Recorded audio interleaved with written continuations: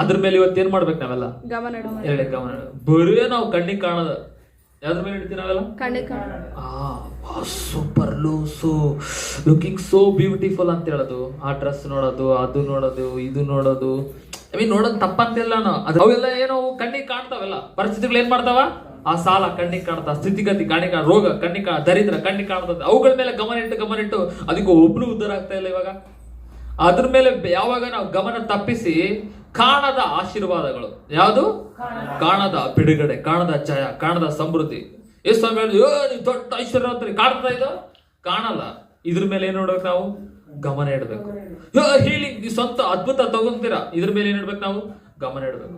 ನೀವು ಆಶೀರ್ವಾದ ಹೊಂದುತ್ತೀರಾ, ಗಮನ ಇಡಬೇಕು. ಅದ್ರ ಮೇಲೆ ಗಮನ. ಏಸು ಸ್ವಾಮಿ ಹೇಳಿದ್ರ ಮೇಲೆ ಗಮನ ಇಟ್ಟು ಬಿಟ್ರೆ ನೀವು ನಿಮ್ಮ ಹಿಡಿಯೋರು ಒಬ್ರು ಇರಲ್ಲ, ಗೊತ್ತಾ? ಕಣ್ಣಿಗೆ ಕಾಣದ್ರ ಮೇಲೆ ಏನ್ ಮಾಡ್ಬಿಡ್ತಂತ ಇವಾಗ? ಗಮನ ಇಡಬಾರ್ದು. ಕಾಣಲಾರ್ದ್ರ ಮೇಲೆ ಇಟ್ರೆ ಸಾಕು, ನಿಮ್ಮ ಜೀವನದಲ್ಲಿ ನೀವು ನೋಡಿದ ಎಷ್ಟೋ ಬಿಡುಗಡೆಗಳು ನೋಡ್ತಾರೆ. ಅದಕ್ಕೆ ನಾನು ಹೇಳ್ತಿರೋದು,